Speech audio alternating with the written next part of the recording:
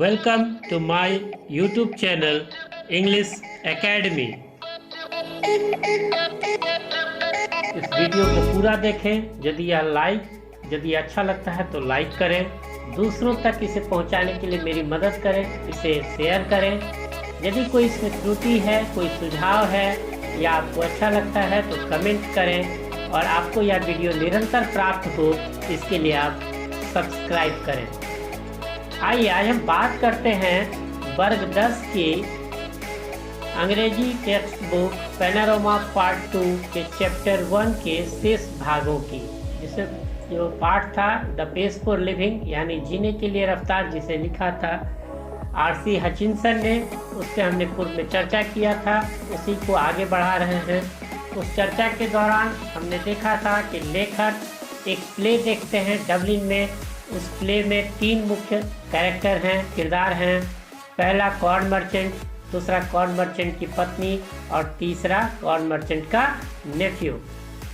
उस पहले पैराग्राफ के लास्ट में एक सेंटेंस था कि they tell me there is an aeroplane now that goes at 1000 miles an hour, now that's too fast. यानी यहाँ नायक के डायलॉग का अर्थ है, सब कहते हैं कि एक एरोप्लेन है जो 1000 मील प्रति घंटा की रफ्तार से उड़ता है, ये कुछ ज़्यादा ही हो गया। यहाँ वो दिखाना चाहता है तो उसको विश्वास नहीं होता है और वो ज़्यादा की बात करता है, स्पीड पर वो बात करता है।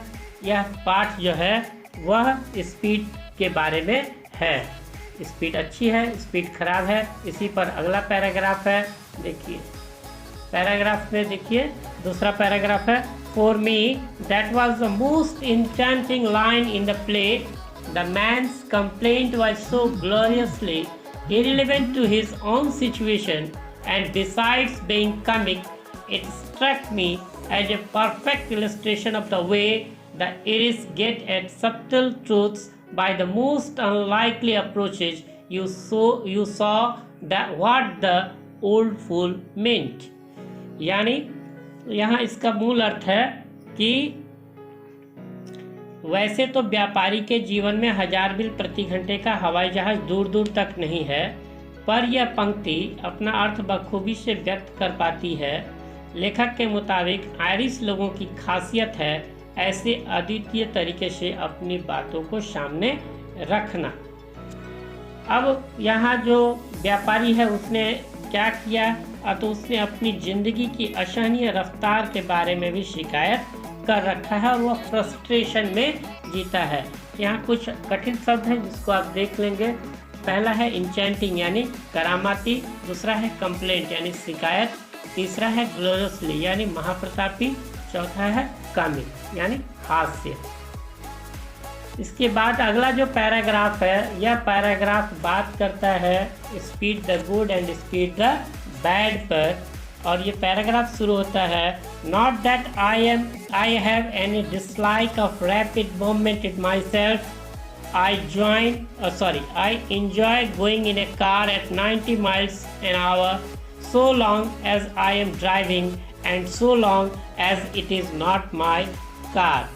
लेखक यहाँ मजाक करते हुए कहते हैं कि मुझे गाड़ी तेज चलाने में मज़ा आता है जब तक मैं ही चला रहा हूँ और गाड़ी मेरी नहीं है। जैसे ठीक वैसे जैसे आप किसी दूसरे की साइकिल उठाते हैं और खूब मजाक करना चाहते हैं और खूब उसकी गति चाल देखना चाहते हैं और अपनी साइकिल हो तो बचा के चलना चाहते हैं, वैसे ही लेखक यहाँ मजाक में कहते हैं कि मुझे स्पीड बहुत अच्छी लग रही है और मुझे 90 मील प्रति घंटे की स्पीड से कार चलाने में मज़ा आता है, और मज़ा तब और आता है जब चला मैं रहा हूँ और गाड़ी किसी दूसरे की हो।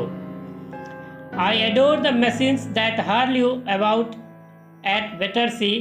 बैटरसी एक जगह का नाम है जो लंदन में है, पश्चिमी लंदन में, जो साउथ वेस्ट लंदन की एक डिस्ट्रिक्ट है, और ये टेम्स नदी के दक्षिणी किनारे पर स्थित है। To dine in London and lunch in New York next day seems to me a most satisfactory experience।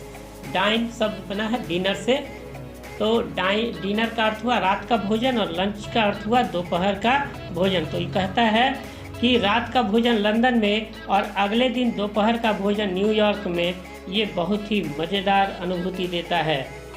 I admit it excludes all the real pleasures of travel, the sort of fun you get from a country bus in Somerset or Spain, but gives you a superficial sense of drama.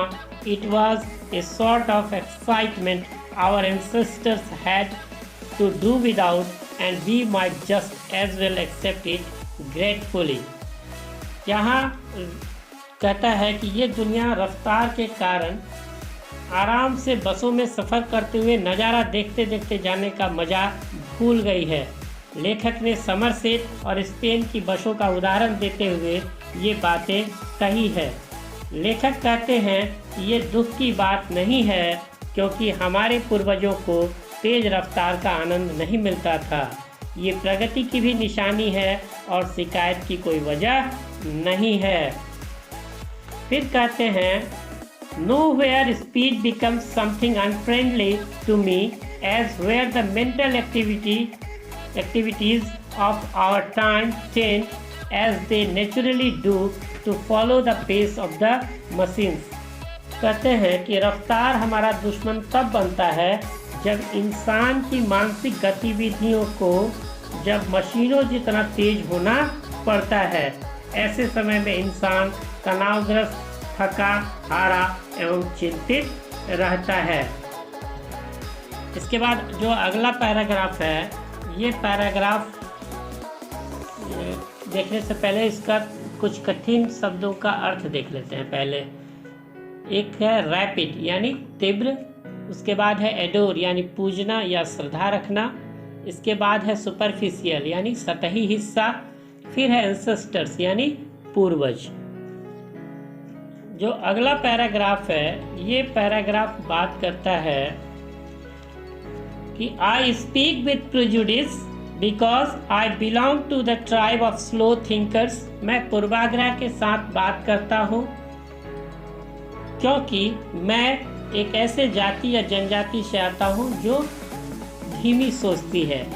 Those who are cursed, कर्स का अर्थ हुआ शापित यानी जिसको श्राप मिला हो, with le spirit de l'escalier, ये एक French मुहावरा है।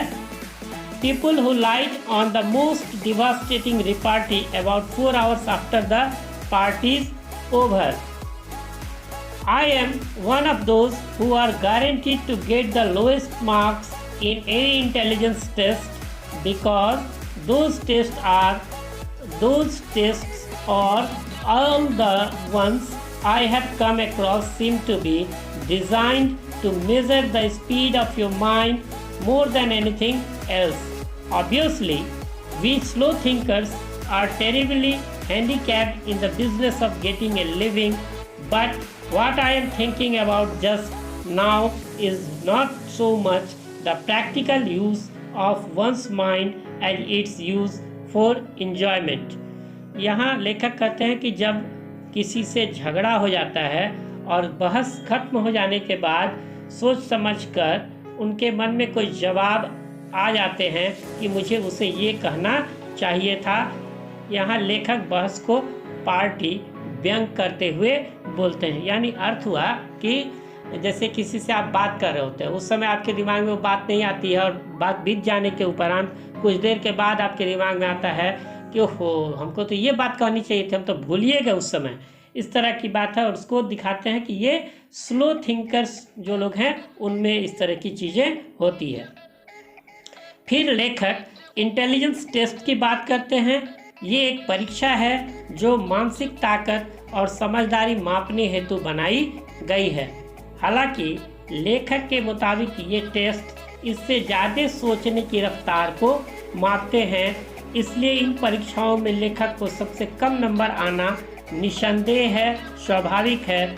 लेकिन लेखक यहाँ खुद को पैसा कमाने में हैंडीकैप्ड पाते हैं। हैंडीकैप्ड यानी विकलांग या दिव्यांग आप कर सकते हैं, परंतु वे इस बात पर ध्यान नहीं देना चाहते हैं।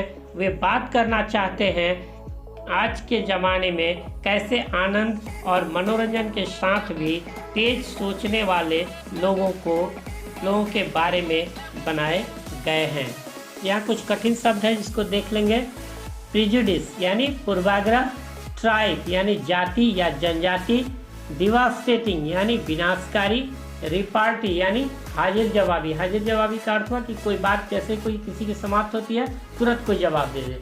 इंटेलिजेंस यानी बुद्धिमत्ता, ऑब्वियसली यानी स्पष्ट रूप से, हैंडीकैप यानी अक्षम या विकलांग या दिव्यांग आप कह सकते हैं। उसके बाद जो अगला पैराग्राफ है उस पैराग्राफ में लेखक अपने इस विचार को, स्लो थिंकिंग के विचार को दिखाना चाहते हैं एक उदाहरण देके, जिसमें वो अपनी पत्नी के साथ फिल्म देखने गए रहते हैं।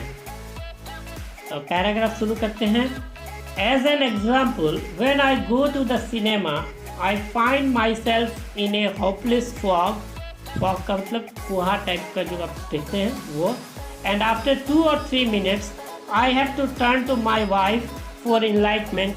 और उस धुंधलेपन में यानी उसको कुछ समझ में नहीं आता है तो वो 2 से 3 मिनट बाद अपनी पत्नी के तरफ फिर पलटता है कि उसको कुछ जानकारी मिल सके। आई विस्पर का अर्थ होता है कान में फुसफुसा के बोलना। Is this the same girl as the one we saw at the beginning. क्या ये वही लड़की है जिसे हमने शुरू में देखा था। एंड सी विस्पर्स बैक, और वो फिर मेरे कान में फुसफुसा के बोलती है, no there are 3 girls in this film, a tall blonde, a short blonde and a medium size brunette. यानी इस फिल्म में 3 लड़कियां हैं, एक लंबे भूरे बालों वाली, एक छोटे भूरे बालों वाली और एक मध्यम कदकाठी की काले बालों वाली लड़की है। Call them A, B and C. इन तीनों को आप ए, बी और सी के नाम से कह सकते हैं। The hero is that man who takes his hat off when he comes indoors. और हीरो वो है जो घर में इन करते ही अपनी टोपी को उतार देता है, हैट ऑफ करता है। He is going to fall in love with girls B, C, A in that order. और वो तीनों लड़कियों से मोहब्बत करता है, पहले बी से, फिर सी से और तब ए से। And so it proves to be there you have a mind which has trained itself to work in high gear through, though as a matter of fact it can work in other gears just as well. But my point is that most of my fellow patients का तो मरीज in the cinema do think fast enough to keep up comfortably with the rapid changes of scene and action. They think much faster than people did 30 years ago, possibly because those who do not think fast in the high street nowadays may not get another chance in this world to think at all. यानी वो अपनी पत्नी के दिमाग को वे trend with high gear कहते हैं। जैसे गाड़ी के गियर को आपने देखा होगा, जितनी गाड़ी की स्पीड को बढ़ाएंगे उतनी गियर बढ़ानी पड़ेगी। आखिर में लेखक अपनी फिक्र जताते हैं कि आजकल जो तेज सोचने की क्षमता नहीं रखते हैं, हो सकता है आगे जाके उन्हें ज़िंदगी भर सोचने का मौका ही नहीं मिले। यहाँ एक शब्द है हाई स्ट्रीट। हाई स्ट्रीट का मतलब होता है कि किसी शहर की मुख्य सड़क की बात यहाँ की है। यहाँ कुछ कठिन शब्द हैं, इसको आप देख लेंगे, नोट डाउन कर लेंगे। विस्पर का अर्थ हुआ फुसफुसाना या कान में बोलना। ब्लॉन्डे का अर्थ हुआ सुनहरा भूरे बालों वाली। ब्रूनेटे का अर्थ हुआ काले बालों वाली। पेशेंट का अर्थ हुआ मरीज। अब आखिर में हम बात करते हैं पाठ के मूल बातों की, सेंट्रल आइडिया की।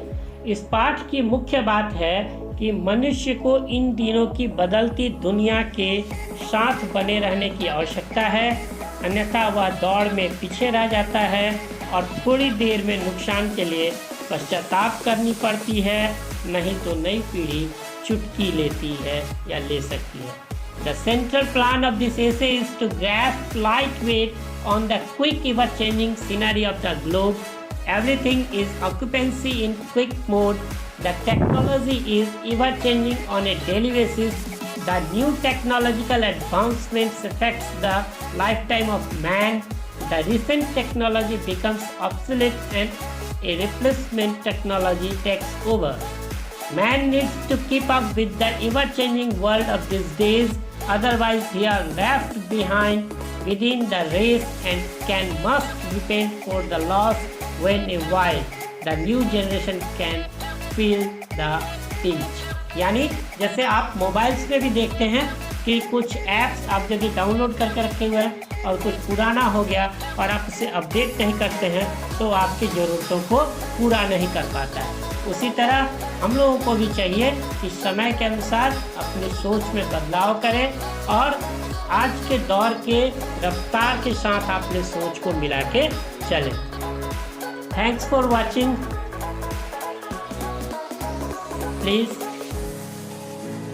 like, share, comment and subscribe. Thank you.